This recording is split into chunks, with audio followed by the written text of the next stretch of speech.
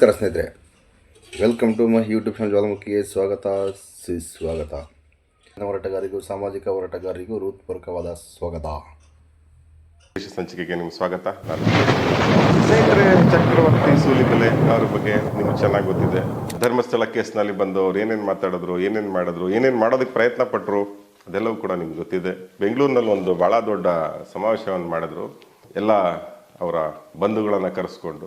ಆ ಸಂದರ್ಭದಲ್ಲಿ ಅವರು ಧರ್ಮಸ್ಥಳಕ್ಕೆ ಒಂದು ಪಾದಯಾತ್ರೆ ಎಲ್ಲ ಮಾಡ್ಬೇಕು ನಾವು ಅಂತ ಹೇಳಿ. ನಂದು ಇನ್ನೊಂದು ಅಪೇಕ್ಷೆ ಇದೆ, ನಂಗೆ ಗೊತ್ತಿಲ್ಲ, ವಸಂತರು, ಮಹೇಶು, ನಮ್ಮ ಪುನೀತು, ಎಲ್ಲರೂ, ಕೀರ್ತಿ, ಎಲ್ಲರೂ ನಡೆಸ್ಕೊಡ್ಬೇಕು ಅಂತ. ನಾವೆಲ್ಲರೂ ಒಂದು ಪಾದಯಾತ್ರೆ ಮಾಡ್ಬೇಕ್ರಿ, ಒಂದು ಪಾದಯಾತ್ರೆ ಮಾಡೋಣ. ಇವತ್ತು ಬೆಂಗಳೂರಿನಲ್ಲಿ ಸೇರಿದ್ವಲ್ಲ, ಬೆಂಗಳೂರಿನಿಂದ ಹೊರಡಬೇಕು, ದಾರಿ ಯುದ್ಧಕ್ಕೂ ಕೂಡ ಜನರನ್ನ ಸೇರಿಸ್ಕೊಳ್ತಾ ಹೋಗಬೇಕು. ಒಂದು ಮಹಾಯಾತ್ರೆ ಆಗಬೇಕು ಮಿತ್ರೆ, ಕೇಸರಿಯ ಮಹಾಸಾಗರ ಕಾಣುವಂತಾಗಬೇಕು. ನಮ್ಮ ಹಿಂದೂ ಧರ್ಮದ ಮೇಲೆ ದೊಡ್ಡ ದಾಳಿ ನಡೆದಿದೆ, ಹಿಂದೂಗಳ ಮೇಲೆ, ಹಿಂದೂ ಧರ್ಮಕ್ಷೇತ್ರಗಳ ಮೇಲೆ ಒಂದು ದಾಳಿ ನಡೀತಾ ಇದೆ. ಇದೆಲ್ಲ ಮಾಡ್ತಿರೋರು ಅಸೂಯೆಯಿಂದ ಮಾಡ್ತಿದ್ದಾರೆ, ನಮ್ಮ ಧರ್ಮದ ಮೇಲಿನ ಆಕ್ರಮಣ ಅನ್ನೋಂಥ ಮಾತುಗಳನ್ನೆಲ್ಲ ಅವ್ರು ಹೇಳಿದರು. ಸ್ನೇಹಿತರೆ, ಸೂಲಿಬೆಲೆ ಅವ್ರಿಗೆ ಒಂಥರ ಅಂದರೆ ಈ ಥರದ ಪ್ರಕರಣಗಳು ಬಂದ ತಕ್ಷಣವೇ ಅವರು ಎದ್ದು ನಿಂತ್ಕೊಂಡು ಮಾತಾಡ್ತಾರೆ. ಅವ್ರಿಗೆ ಕೆಲವರೆಲ್ಲ ಹೇಳ್ತಾರೆ, ಅಂದರೆ ಬಾಡಿಗೆ ಭಾಷಣಕಾರ ಅಂತೆಲ್ಲ ಹೇಳ್ತಾರೆ, ಅಂದರೆ ಅವ್ರಿಗೆ ಪೇ ಮಾಡ್ತಾರೆ ಈ ಥರದ ಭಾಷಣಗಳನ್ನು ಮಾಡೋದಕ್ಕೆ ಅಂತ. ಹಿಂದೆ ಒಂದು ಕೇಸ್ನಲ್ಲೂ ಕೂಡ ಅವರು ಎಲ್ಲ ಕಡೆ ಹೋಗಿ ಭಾಷಣಗಳನ್ನು ಮಾಡ್ತಾಯಿದ್ರು, ಅದಕ್ಕೆ ಅವ್ರಿಗೆ ಯಾವುದೋ ಒಂದು ಸ್ವಾಮೀಜಿ ಅವರ ಪರವಾಗಿ ಮಾತಾಡೋದಕ್ಕೂ ಕೂಡ ಹಣ ಕೊಟ್ಟಿದ್ರು ಅನ್ನೋಂಥ ಮಾತಿತ್ತು. ಅವರು ಕೂಡ ಒಪ್ಕೊಂಡಿದ್ರು, ನಾನು ಕಾರ್ಯಕ್ರಮಗಳಿಗೆ ಹೋದರೆ ದುಡ್ಡು ತಗೋತೀನಿ ಅಂತ ಹೇಳಿ. ಹಾಗಾಗಿ ಅವ್ರನ್ನ ಭಾಳ ಜನ ಸೀರಿಯಸ್ ಆಗಿ ತಗೊಳ್ಳೋದಿಲ್ಲ. ಆದರೆ ಏನಾಗಿದೆ ಅಂದರೆ ಈ ಥರದ ವ್ಯಕ್ತಿಗಳು ಎಷ್ಟು ಅಂದರೆ ಈ ಸೊಸೈಟಿಯನ್ನು ಎಷ್ಟು ಡಿವೈಡ್ ಮಾಡೋದಕ್ಕೆ ಪ್ರಯತ್ನ ಪಡ್ತಾ ಇರ್ತಾರೆ. ಆಮೇಲೆ ಎಷ್ಟು ರೀತಿ ಅಂದರೆ ಒಂದು ರೀತಿಯಲ್ಲಿ ನಮ್ಮ ಸಮಾಜವನ್ನು ಅಸ್ಥಿರಗೊಳಿಸೋದಕ್ಕೆ ಈ ಒಂದು ರೀತಿ ಸಮಾಜಘಾತಕ ಕೆಲಸವನ್ನು ಇವರು ಮಾಡ್ತಾ ಇರ್ತಾರೆ ಅನ್ನೋದಕ್ಕೆ ಒಂದು ವಿಡಿಯೋನ ನಿಮ್ಗೆ ತೋರಿಸ್ತೀನಿ. ಇದು ಇತ್ತೀಚೆಗೆ ಸೋಷಿಯಲ್ ಮೀಡಿಯಾದಲ್ಲಿ ಕಾಣಿಸ್ಕೊಂಡಂಥ ವಿಡಿಯೋ. ಆ ವಿಡಿಯೋ ನೋಡಿದ ನಂತರ ಅದ್ರ ಬಗ್ಗೆ ಮಾತಾಡೋಣ. ನನ್ನದೊಬ್ಬನದ್ದೇ ಸತ್ಯ ಅಂತ ಹೇಳುವವರು ಮಾತ್ರ, ಅದು ಮುಸಲ್ಮಾನರು ಮಾತ್ರ ಅಲ್ಲ, ನಾವೆಲ್ಲರೂ ಈ ಮುಸಲ್ಮಾನರ ಗಲಾಟೆಯೊಳಗೆ ಪಕ್ಕಕ್ಕೆ ಇಟ್ಬಿಟ್ರು ಅಂತ ಇನ್ನೊಂದು ಕಮ್ಯುನಿಟಿ ಇದೆ, ಅದನ್ನು ಕ್ರಿಶ್ಚಿಯಾನಿಟಿ ಅಂತ ಕರೀತಾರೆ. It is dangerous as well. ಅವರು ಕೂಡ ಹಾಗೆ ಇದ್ದಾರೆ, ಸೈಲೆಂಟ್ ಆಗಿ ಏನ್ ಬೇಕೋ ಅದನ್ನ ಮಾಡ್ಕೊಂಡು ಹೋಗ್ತಿರ್ತಾರೆ. ಸೊ ಅದು ಕೂಡ ಒಂದು ಡೇಂಜರಸ್ ಆಗಿರುವಂತ. ನಮ್ಗೆ ಮುಸಲ್ಮಾನರು ಅನ್ನೋ ದೆವ್ವದ ನಡುವೆ ಅವರನ್ನು ಮರೆತು ಕೂತು ಬಿಟ್ಟಿದೀವಿ. ಆದ್ರೆ ವಾಸ್ತವವಾಗಿ ಭಾರತಕ್ಕೆ ನಾವೆಲ್ಲರೂ ಯೋಚನೆ ಮಾಡಬೇಕಾಗಿರುವಂತ ಇನ್ನೊಂದು ದೊಡ್ಡ ಸಮಸ್ಯೆ ಸದ್ಯದಲ್ಲಿ ಬರುತ್ತೆ. ಸ್ನೇಹಿತರೆ, ನೋಡಿದ್ರಲ್ಲ ಈ ವಿಡಿಯೋನ, ನಿಮ್ಗೇನು ಅನ್ನಿಸ್ತು ನೋಡಿ. ಈಗ ಅವ್ರು ಇಲ್ಲಿ ಏನು ಹೇಳ್ತಿದ್ದಾರೆ ಅಂತಂದ್ರೆ, ಅವರು ಒಂದು ಕಡೆ ಅವರು ಮುಸ್ಲಿಮರನ್ನ ಬೈತಾ, ಅಂದ್ರೆ ಇಡೀ ಸಮುದಾಯವನ್ನ ದೂಷಣೆ ಮಾಡ್ತಾ, ಅದ್ರ ಜೊತೆಗೆ ನೋಡಿ ಇವರಷ್ಟೇ ಅಲ್ಲ ಡೇಂಜರಸ್ಸು, ಬರೀ ಇವರು ದೆವ್ವಗಳು ಅಂತ ಹೇಳ್ತಾರೆ, ಮುಸ್ಲಿಮರನ್ನ ದೆವ್ವಗಳು ಅಂತ ಹೇಳ್ತಾ, ಇದು ಇವ್ರಿಗೆ ಮಾತ್ರ ಅಲ್ಲ ನೋಡಿ, ಇನ್ನೂ ಡೇಂಜರ್ ಆದ ಜನ ಇದ್ದಾರೆ ಅಂತ ಹೇಳಿ ಇನ್ನೊಂದು ಸಮುದಾಯವನ್ನ ಗುರಿ ಮಾಡಿಕೊಂಡು ಅವರು ಮಾತಾಡಿದ್ದಾರೆ ಇಲ್ಲಿ. ಅದು ಕ್ರಿಶ್ಚಿಯನ್ನರ ಮೇಲೆ. ನೋಡಿ ಏನು ಸಮಾಜಕ್ಕೆ ಏನನ್ನ ಕೊಡ್ತಾ ಇದ್ದಾರೆ ಅಂತ ಹೇಳಿ. ಇಡೀ ನಮ್ಮ ಅಂದರೆ ನಾವು ಏನು ಮನುಕುಲ ಅಂತ ನಾವು ಕರಿತೀವಿ, ನಾವು ಧರ್ಮಗಳ ಆಧಾರದಲ್ಲಿ ಡಿವೈಡ್ ಆಗಿದ್ದೀವಿ, ಜಾತಿಗಳ ಆಧಾರದಲ್ಲಿ ಡಿವೈಡ್ ಆಗಿದ್ದೀವಿ, ಮತಗಳ ಆಧಾರದಲ್ಲಿ ಡಿವೈಡ್ ಆಗಿದ್ದೀವಿ, ನಿಜ ಅದು.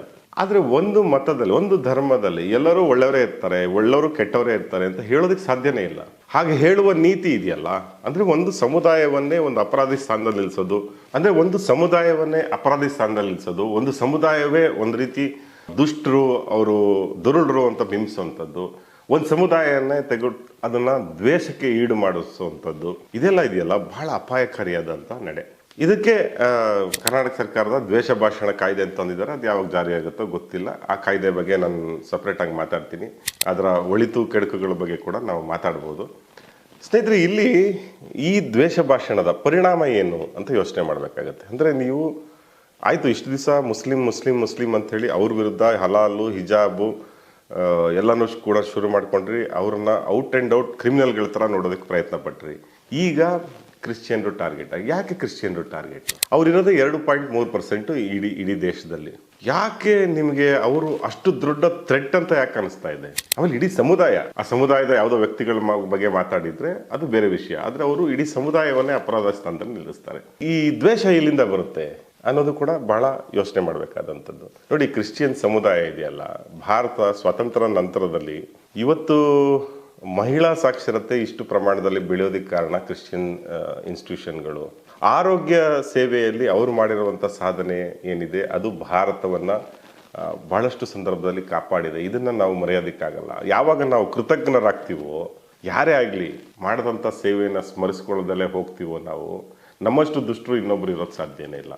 ಕ್ರಿಶ್ಚಿಯನ್ ಸಮುದಾಯದಲ್ಲಿ ಯಾರೋ 4 ಜನ ಕೆಟ್ಟವ್ರು ಇರ್ಬೋದು, ಇಲ್ಲ ಅಂತ ನಾನು ಹೇಳಲ್ಲ. ಅದು ಇಡೀ ಸಮುದಾಯವನ್ನ ಒಂದು ದ್ವೇಷಿಸುವಂತ ಮಾತುಗಳು ನಿಮ್ಮ ಬಾಯಲ್ಲಿ ಬರ್ತದೆ ಅಂತಂದ್ರೆ ಆ ಸಮುದಾಯ ಮಾಡಿದ ಸಾಧನೆಗಳು, ಸಮುದಾಯ ಕಟ್ಟಿದಂತ ಸಂಸ್ಥೆಗಳನ್ನ ಕಟ್ಟೋದಕ್ಕೆ ನಿಮ್ ಕೆಲಸ ಸಾಧ್ಯ ಆಗಿದೆ, ಇವತ್ತಿಗೂ ಕೂಡ ಸಾಧ್ಯ ಆಗಿದೆಯಾ?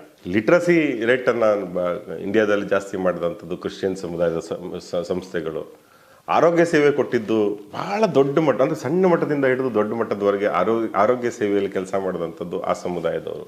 ನೀವು ಅವರ ಮೇಲೆ ಇಷ್ಟು ಕೃತಜ್ಞರಾಗಿ ಮಾತಾಡ್ತೀರಾ ಅಂದ್ರೆ ನಿಮ್ಮ ಒಳಗಡೆ ಎಂತ ಹುಳುಕಿದೆ ಅನ್ನೋದನ್ನ ಯೋಚನೆ ಮಾಡಬೇಕು. ಸೂಲಿಬೆಲೆ ಅವರು ನೋಡಿ, ಈ ಸೂಲಿಬೆಲೆ ಅವ್ರನ್ನ ತುಂಬಾ ಸೀರಿಯಸ್ ಆಗಿ ತಗೋಬಾರ್ದು. ಆದ್ರೆ ಏನಾಗುತ್ತೆ, ಅವ್ರನ್ನ ನಂಬುವಂತ ಜನಗಳು ಇರ್ತಾರಲ್ಲ, ಅವ್ರು ಹೇಳುವಂತ ಸುಳ್ಳುಗಳನ್ನ ನಂಬುವಂತ ಜನ ಇದ್ದಾರಲ್ಲ, ಅವರು ಇದನ್ನ ವ್ಯಾಪಕವಾಗಿ ಹರಡ್ತಾ ಹೋಗ್ತಾರೆ. ಹೀಗಾಗಿ ಈ ಮಾತುಗಳಿಗೆ ಕೌಂಟರ್ ಮಾಡಲೇಬೇಕಾದ ಅನಿವಾರ್ಯತೆ ಇದೆ. ಸ್ನೇಹಿತರೆ, ಈ ವ್ಯಕ್ತಿ ಎಷ್ಟು ಸುಳ್ಳುಗಳನ್ನ ಹೇಳ್ತಾರೆ ಅಂದ್ರೆ ಅವ್ರಿಗೆ ಹೆಂಗ್ ಪುಂಗ್ಲಿ ಅಂತೆಲ್ಲ ಕರೀತಾರೆ, ನಿಮ್ಗೆ ಗೊತ್ತಿದೆ. ಅವ್ರು ಇತ್ತೀಚೆಗೆ ಹೇಳಿರುವಂತ ಕೆಲವು ಸುಳ್ಳುಗಳನ್ನ ನಿಮ್ ಮುಂದೆ ಪಟ್ಟಿ ಮಾಡಕ್ ಬರೀತೀನಿ. ಎಷ್ಟು ಡೇಂಜರಸ್ ಆದ ಸುಳ್ಳು, ಬರೀ ಸುಳ್ಳುಗಳು ಹೇಳಿದ್ರೆ ತೊಂದರೆ ಇಲ್ಲ, ಆದ್ರೆ ಆ ಸುಳ್ಳುಗಳು ಎಷ್ಟು ಡೇಂಜರಸ್ ಆಗಿರ್ತವೆ ಅನ್ನೋದು ಕೂಡ ನಾವು ಅರ್ಥ ಮಾಡ್ಕೋಬೇಕಾಗತ್ತೆ. ಸ್ನೇಹಿತರೆ ನೋಡಿ, ಇದು ಫೆಬ್ರವರಿ 1, 2024ರಲ್ಲಿ ಆದಂತ ಅವರು ಕೊಟ್ಟಂತ ಹೇಳಿಕೆ. ಕರ್ನಾಟಕದ ಅಂದ್ರೆ SSLC ಪೂರ್ವಭಾವಿ ಪರೀಕ್ಷೆ ವೇಳಾಪಟ್ಟಿ ಪ್ರಕಟ ಆಗಿರುತ್ತೆ. ಈ ವೇಳಾಪಟ್ಟಿ ಆದಂತ ಸಂದರ್ಭದಲ್ಲಿ ಶುಕ್ರವಾರದ ದಿವಸ ಯಾವುದೋ ಪೇಪರ್ ಇರಲ್ಲ ಅನ್ನುವಂಥ ಕಾರಣಕ್ಕಾಗಿ ಅವರು ಒಂದು ಟಿಪ್ಪಣಿಯನ್ನ ಮಾಡ್ತಾರೆ. ಅಂದ್ರೆ ಅವ್ರು ಏನ್ ಹೇಳ್ತಾರೆ ಅಂದ್ರೆ, ಈ ಶುಕ್ರವಾರದ ದಿವಸ ಯಾಕೆ ಎಕ್ಸಾಮ್ ಇಟ್ಟಿಲ್ಲ ಅಂತಂದ್ರೆ, ಅಂದ್ರೆ ಪೂರ್ವಭಾವಿ ಪರೀಕ್ಷೆ, SSLC ಪೂರ್ವಭಾವಿ ಪರೀಕ್ಷೆ ಯಾಕೆ ಇಟ್ಟಿಲ್ಲ ಅಂತಂದ್ರೆ, ಅವತ್ತು ನಮಾಜ್ ಮಾಡಕ್ಕೋಸ್ಕರ, ಮುಸ್ಲಿಮರಿಗೆ ನಮಾಜ್ ಮಾಡಕ್ಕೋಸ್ಕರ ಆ ದಿವಸವನ್ನ ಫ್ರೀ ಬಿಟ್ಟಿದ್ದಾರೆ ಅನ್ನುವಂಥ ಒಂದು ಮಾತನ್ನು ಅವ್ರು ಹೇಳ್ತಾರೆ. ಇದು ಎಷ್ಟು ದ್ವೇಷದ ಭಾವನೆಯನ್ನು ಮೂಡಿಸುತ್ತದೆ ಅಂದರೆ, ಸರ್ಕಾರದ ವಿರುದ್ಧ ಆಗ್ಬೋದು, ಆಡಳಿತ ಮಾಡುವಂಥವ್ರು ಅಧಿಕಾರಿಗಳ ವಿರುದ್ಧ ಆಗ್ಬೋದು. ಅಂದರೆ ಮುಸ್ಲಿಮರಿಗೋಸ್ಕರ ಇದನ್ನೇನೋ ಮಾಡಿದ್ದಾರೆ ಅನ್ನೋಂಥರ ಅದನ್ನು ನಿಜ ಅಂತ ನಂಬಿಸುವಂಥ ಕೆಲಸವನ್ನು ಮಾಡಿದ್ರು, ಸಮಾಜದಲ್ಲಿ ಕ್ಷೋಭೆಯನ್ನು ಉಂಟು ಮಾಡಿಸುವಂಥ ಕೆಲಸವನ್ನು ಮಾಡಿದ್ರು. ಆದರೆ ಅದು ಆಗಿದ್ದೇನು ಅಂತಂದರೆ, ಆ ಶುಕ್ರವಾರದ ದಿನ PUC ಪರೀಕ್ಷೆ ಇತ್ತು. PUC ಪರೀಕ್ಷೆ ಇದ್ರಿಂದ SSLC ಪರೀಕ್ಷೆ ಮಾಡೋದಕ್ಕೆ ಹಾಲ್ಗಳು ಸಿಗೋಲ್ಲ ಅನ್ನೋ ಕಾರಣಕ್ಕಾಗಿ ಅವತ್ತು ಎಕ್ಸಾಮನ್ನು ಮಾಡಿರಲಿಲ್ಲ. ಆದರೆ ಸೂಲಿಬೆಲೆ ಇದು ಯಾವುದನ್ನು ಕೂಡ ಗಣನೆಗೆ ತಗೊಳ್ಳದಲ್ಲೇ ಸಮಾಜದಲ್ಲಿ ಕೋಮು ದ್ವೇಷವನ್ನು ಹುಟ್ಟಾಕೋದಕ್ಕಾಗಿ ಈ ಥರದ ಹೇಳಿಕೆಯನ್ನು ಕೊಡ್ತಾರೆ. ಸ್ನೇಹಿತರೆ, ಇನ್ನೊಂದು ಘಟನೆಯನ್ನು ನೋಡ್ಬೇಕು ನಾವು. ನೋಡಿ, ಬಾಲಾಕೋಟ್ನಲ್ಲಿ ನಡೆದಂಥ ವಾಯು ದಾಳಿ ಅಂದರೆ ಏರ್ ಸ್ಟ್ರೈಕ್ಗೆ ಸಂಬಂಧಪಟ್ಟಂಥ ವಿಡಿಯೋ ಅಂತ ಹೇಳಿ ಒಂದು ವಿಡಿಯೋನ ಅವ್ರು ಶೇರ್ ಮಾಡ್ತಾರೆ. ತಮಾಷೆ ಅಂತಂದರೆ, ಆ ವಿಡಿಯೋ ಆ ಏರ್ ಸ್ಟ್ರೈಕಿಗೆ ಸಂಬಂಧನೇ ಪಟ್ಟಿರಲ್ಲ. ಆದರೆ ಅದು 2017ರ ಪಾಕಿಸ್ತಾನ ವಾಯುಸೇನೆಯ ತರಬೇತಿಯ ವಿಡಿಯೋನ ತಗೊಂಡೋಗಿ ಇಂಡಿಯಾದವ್ರು ಮಾಡಿದಂಥ ಸ್ಟ್ರೈಕ್ ಅಂತ ಅವ್ರು ಹೇಳ್ತಾರೆ. ನೋಡಿ, ಏನು ವ್ಯಂಗ್ಯ ಅಂತಂದರೆ, ಯಾವ ಪಾಕಿಸ್ತಾನದ ವಿರುದ್ಧ ಇವರು ಏನನ್ನ ಹೇಳಕ್ ಹೊರಟಿದ್ರು, ಅದೇ ಪಾಕಿಸ್ತಾನದಲ್ಲಿ ನಡೆದಂಥ ಒಂದು ಅವರು ವಿಡಿಯೋನ ತಗೊಂಡು ಅದು ಅವ್ರ ವಿರುದ್ಧನೇ ಹೇಳುವಂಥ ಕೆಲಸವನ್ನು ಮಾಡಿದ್ರು. ಇದನ್ನ ಯಾರಾದರೂ ಪಾಕಿಸ್ತಾನಿಗಳು ನೋಡಿದ್ರೆ ಅವರು ಯಾವ ರೀತಿ ನಗ್ಬೋದು ಅಂತ ಯೋಚನೆ ಮಾಡಿ ಈ ಥರದ ಸುಳ್ಳುಗಳನ್ನು ಅವರು ಹೇಳ್ತಾರೆ. ಆಮೇಲೆ ಇದನ್ನ ಏನದು ದೀಪಾವಳಿ ಶುರುವಾಗಿದೆ ನೋಡಿ, ದೀಪಾವಳಿ ಭಾರತ ಸೈನ್ಯ ಮಾಡಿದಂಥ ದೀಪಾವಳಿ ಅಂತೆಲ್ಲ ಏನೇನೋ ಬರೀತಾರೆ ಅವರು ಆ ಸಂದರ್ಭದಲ್ಲಿ. ಆದರೆ ಅದಕ್ಕೆ ಬಳಸ್ಕೊಂಡಂಥ ವಿಡಿಯೋ ಯಾವುದು, ಪಾಕಿಸ್ತಾನದ ವಿಡಿಯೋ. ನೋಡಿ, ಇನ್ನೊಂದು ಬಹಳ ಡೇಂಜರಸ್ ಆದ ಮಾತನ್ನು ಹೇಳಿದ್ರೆ, ಈ ಮಣಿಪುರದಲ್ಲಿ ಏನು ಶೋಭೆ ನಡೀತಾ ಇದೆ, ಬಹಳಷ್ಟು ಸುಮಾರು ವರ್ಷಗಳಿಂದ ನಡೀತಾನೆ ಇದೆ, ಈಗಲೂ ಕೂಡ ಅದು ಕಂಟಿನ್ಯೂ ಆಗಿದೆ. ಅಲ್ಲಿ ಏನು ಗಲಾಟೆ ಆಗ್ತಾ ಇದೆ, ಅಲ್ಲಿ ಸರ್ಕಾರ ಅಂದ್ರೆ ಕೇಂದ್ರ ಸರ್ಕಾರ ಸರಿಯಾಗಿ ಇಂಟರ್ಫಿಯರ್ ಮಾಡ್ತಾ ಇಲ್ಲ, ಅಲ್ಲಿ ಸರಿಯಾದ ಕ್ರಮವನ್ನು ತಗೋತಾ ಇಲ್ಲ, ಸಂಘರ್ಷವನ್ನು ನಿಲ್ಲಿಸೋದಕ್ಕೆ ಪ್ರಯತ್ನ ಪಡ್ತಾ ಇಲ್ಲ ಅನ್ನುವಂಥ ಆರೋಪ ಎಲ್ಲ ಪೊಲಿಟಿಕಲ್ ಪಾರ್ಟಿಗಳು ಮಾಡ್ತಾ ಇದ್ದಾರೆ. ಇಂಥ ಸಂದರ್ಭದಲ್ಲಿ ಚಕ್ರವರ್ತಿ ಸೂಲಿಬೆಲೆ ಅವರು ಒಂದು ಆರೋಪವನ್ನು ಮಾಡ್ತಾರೆ. ಮಣಿಪುರ ಹಿಂಸಾಚಾರದ ಬಗ್ಗೆ ಈ ಕುಕಿಗಳು ಕಾರಣ. ಯಾಕೆ ಅಂದ್ರೆ ಅವರು ಗಾಂಜಾ ಬೆಳೀತಾರೆ, ಗಾಂಜಾ ಬೆಳೆದು ಅದನ್ನ ಮೀಟಿ ಕಮ್ಯುನಿಟಿ, ಮೈತ್ರಿಗಳು ಏನಿದ್ದಾರೆ ಆ ಕಮ್ಯುನಿಟಿಯವ್ರಿಗೆ ಗಾಂಜಾ ಅಡಿಕ್ಷನ್ ಮಾಡಿಬಿಟ್ಟಿದ್ದಾರೆ. ಹೀಗಾಗಿ ಇಬ್ಬರ ನಡುವೆ ಸಂಘರ್ಷ ನಡೀತಾ ಇದೆ ಅನ್ನುವಂಥ ಒಂದು ಮಾತನ್ನು ಹೇಳ್ತಾರೆ. ಇದಕ್ಕೆ ಏನು ಆಧಾರನೋ ಗೊತ್ತಿಲ್ಲ, ಎಲ್ಲಿಂದ ಅವರು ಸಾಕ್ಷಿ ಪುರಾವೆ ಇಟ್ಕೊಂಡಿದ್ರು ಗೊತ್ತಿಲ್ಲ. ಆದರೆ ಇದನ್ನ ಎಲ್ಲ ಫ್ಯಾಕ್ಟ್ ಚೆಕ್ ಮಾಡ್ತಾರೆ ಬೇರೆ ಬೇರೆ ಸಂಸ್ಥೆಯವರು. ಸಂದರ್ಭದಲ್ಲಿ ಈ ಥರದಕ್ಕೆ ಯಾವುದೇ ರೀತಿಯ ಆಧಾರವೇ ಇಲ್ಲ ಅನ್ನುವಂಥ ಮಾತನ್ನು ಹೇಳ್ತಾರೆ. ಅಂದರೆ ಎರಡು ಸಮುದಾಯವನ್ನು ಕೂಡ ಅವರು ಟೀಕೆ ಮಾಡ್ತಾ ಇದ್ದಾರೆ. ಅದು ಒಂದು ಸಮುದಾಯ ಗಾಂಜಾ ಬೆಳೀತಾ ಇದೆ ಅಂತ ಹೇಳ್ತಾರೆ, ಇನ್ನೊಂದು ಸಮುದಾಯ ಆ ಗಾಂಜಾ ಅಮಲಿಗೆ ಒಳಗಾಗಿ ಸಂಘರ್ಷ ಮಾಡ್ತಾ ಇದೆ ಅಂತ ಹೇಳ್ತಾರೆ. ಅಂದ್ರೆ ಅಲ್ಲಿನ ಬುಡಕಟ್ಟು ಸಮುದಾಯಗಳು ಅವರ ಅಸ್ಮಿತೆಗಾಗಿ ನಡೆಸ್ತಿರುವಂತ ಹೋರಾಟವನ್ನ ಅಲ್ಲಿನ ಬೇರೆ ಬೇರೆ ಆದಂತ ಕಾರಣಗಳು, ಸಾಮಾಜಿಕವಾದ ಕಾರಣಗಳು, ರಾಜಕೀಯವಾದ ಕಾರಣಗಳಿಗಾಗಿ ನಡೀತಿರುವ ಸಂಘರ್ಷವನ್ನ ಇವರು ಒಂದು ಗಾಂಜಾ ಲೆವೆಲ್ಗೆ ತಂದು ನಿಲ್ಲಿಸ್ತಾರೆ. ಇದನ್ನ ನಮ್ಗನ್ಸುತ್ತೆ, ಇದನ್ನ ಇವರು ಗಾಂಜಾ ಹೊಡೆದ್ರೆ ಏನೋ ಬರೋದ್ರೇನೋ ಅಂತ ಅನ್ಸುತ್ತೆ. ನೋಡಿ, ಇದಲ್ಲದಲ್ಲೇ 2024ರ ಅಕ್ಟೋಬರ್ ತಿಂಗಳಲ್ಲಿ ಅವರೊಂದು ವಿಡಿಯೋವನ್ನ ಹಂಚಿಕೆ ಮಾಡ್ತಾರೆ. ಆ ವಿಡಿಯೋದಲ್ಲಿ ಹೆಡ್ಗೇವಾರ್ ಅಂತ ಹೇಳಿ, ಅಂದರೆ ನಿಮ್ಗೆ ಗೊತ್ತಿದೆ ಹೆಡ್ಗೇವಾರ್ RSSನ ಮೊದಲ ಸರಸಂಚಾಲಕರು. ಅವ್ರಿಗೆ ಸಂಬಂಧಪಟ್ಟಿದ್ದು ಒಂದು ವಿಡಿಯೋ ಇದು ಅಂತ ಹೇಳಿ ಅವರು ಭಾಳ ಏನು ರೋಮಾಂಚನದಿಂದ ಅದನ್ನು ಆ ವಿಡಿಯೋವನ್ನು ಶೇರ್ ಮಾಡ್ತಾರೆ.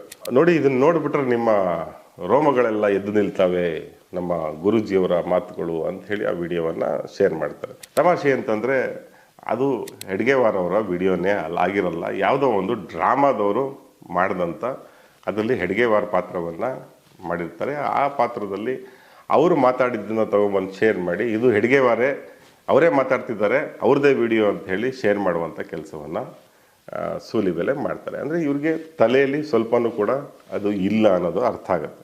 ನೋಡಿ, ಸೂಲಿಬೆಲೆ ಇಂಥ ಸುಳ್ಳುಗಳನ್ನು ಹೇಳ್ಕೊಳ್ಳಿ, ಅಂದರೆ ಅವ್ರು ಇಷ್ಟಪಡುವಂಥ ಸಂಘಟನೆ ಅದಕ್ಕೆ ಸಂಬಂಧಪಟ್ಟಂಗೆ ಏನೋ ಸುಳ್ಳು ಹೇಳ್ಕೊಂತಾರೆ, ಅದು ತುಂಬ ಅಪಾಯಕಾರಿ ಅಲ್ಲ ಅಂತ. ಆದರೆ ಪದೇ ಪದೇ ಏನು ಹೇಳ್ತಾರೆ ಅಂದ್ರೆ ಅವರು 2047 ಹೊತ್ತಿಗೆ ಭಾರತದಲ್ಲಿ ಮುಸ್ಲಿಮರು ಸಂಖ್ಯೆ ಎಷ್ಟು ಅಂದರೆ 50% ಅವರೇ ಇರ್ತಾರೆ ಅಂತ ಹೇಳ್ತಾರೆ. ಅಂದರೆ ಈ ನೋಡಿ, ಅವರು ಅಂದರೆ ಮುಸ್ಲಿಮರ ಜನಸಂಖ್ಯೆಯಲ್ಲಿ ಆ ಥರದ ವ್ಯಾಪಕವಾದ ಏರಿಕೆಯನ್ನು ಮಾಡಲಾಗ್ತಾ ಇದೆ.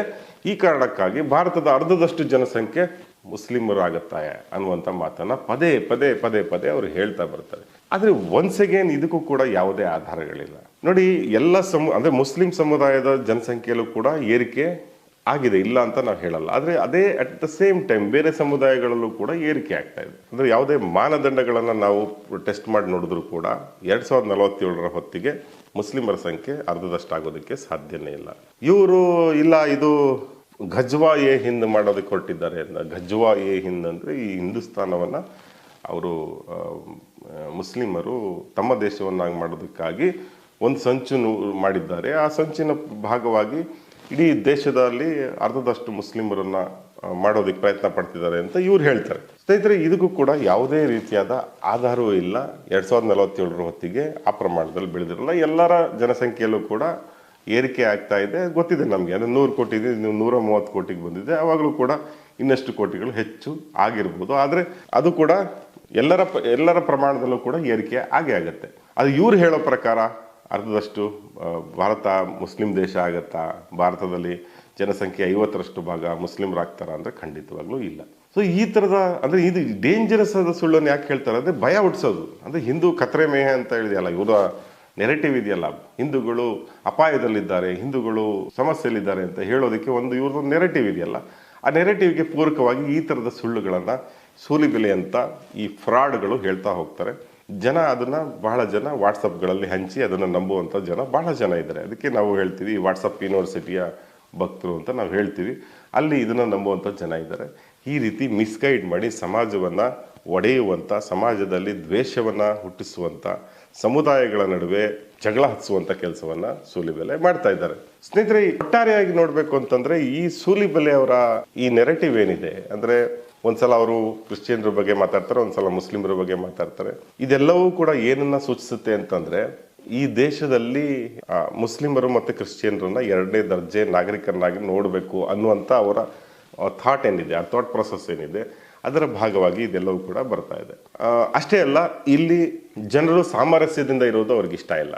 ಸಾಮರಸ್ಯದಿಂದ ಇದ್ರೆ, ಸೌಹಾರ್ದತೆಯಿಂದ ಇದ್ರೆ ಇವರ ರಾಜಕೀಯ ಬೇಳೆಗಳು ಬೇಯೋದಿಲ್ಲ. ಅಂದ್ರೆ ಇವರ ಮಾಸ್ಟರ್ಸ್ ಏನಿದ್ದಾರೆ, ಇವ್ರಿಗೆ ಯಾರು ಕೆಲಸ ಕೊಟ್ಟು ಇದನ್ನು ಮಾತಾಡಿಸ್ತಾ ಇದ್ದಾರೋ ಅವರ ಬೇಳೆಗಳು ಬೇಯೋದಿಲ್ಲ. ಈ ಕಾರಣಕ್ಕಾಗಿ ಜನ ಯಾವಾಗಲೂ ಆತಂಕದಲ್ಲಿರಬೇಕು, ಅನುಮಾನದಲ್ಲಿ ನೋಡಬೇಕು, ಪಕ್ಕದ ಸಹ ಮನುಷ್ಯನನ್ನ ಅನುಮಾನದಲ್ಲೇ ನೋಡಬೇಕು. ಅದು ಮುಸ್ಲಿಂ ಆಗಿರ್ಬೋದು, ಕ್ರಿಶ್ಚಿಯನ್ ಆಗಿರ್ಬೋದು.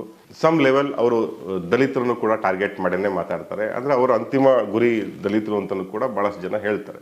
ಈ ದೇಶದಲ್ಲಿ ಬಹಳ ಗೌರವದಿಂದ, ಘನತೆಯಿಂದ ಬದುಕುವಂಥ ಹಕ್ಕು ಕೆಲವೇ ವರ್ಗಗಳಿಗೆ ಸೀಮಿತ ಆಗಿರಬೇಕು, ಕೆಲವೇ ಉನ್ನತ ವರ್ಗಕ್ಕೆ ಸೀಮಿತ ಆಗಿರಬೇಕು ಅನ್ನುವಂಥ ವಿಚಾರಧಾರೆಯಿಂದ ಅಂತ ಬಂದ. ಇದು ರಾಷ್ಟ್ರೀಯತೆಯ ಪ್ರಶ್ನೆನೇ ಅಲ್ಲ, ಇದು ಧರ್ಮದ ಭಕ್ತಿನೂ ಅಲ್ಲ, ಇದು ದೇಶಭಕ್ತಿನೂ ಅಲ್ಲ. ಇದು ಬಹಳ ಸೀಮಿತ, ಸಂಕುಚಿತವಾದ ಒಂದು ಸಮುದಾಯ, ಕೆಲವು ಸಮುದಾಯಗಳು, ಯಾವುದು ಉನ್ನತ ಶ್ರೇಣಿಯಲ್ಲಿರುವಂಥ ಸಮುದಾಯಗಳು, ಆ ಸಮುದಾಯಗಳು ತಮ್ಮನ್ನು ತಾವು ಬದುಕಿಸ್ಕೊಳ್ಳೋದಕ್ಕೆ, ತಮ್ಮನ್ನು ತಾವು ವಿಜೃಂಭಿಸ್ಕೊಳ್ಳೋದಕ್ಕೆ ಮಾಡ್ತಾ ಇರುವಂಥ ಈ ನೆರೆಟಿವ್ ಇದು. ಇದನ್ನೇ ನಾವು ಮನುಸ್ಮೃತಿ ಅಂತ ಹೇಳ್ತೀವಿ.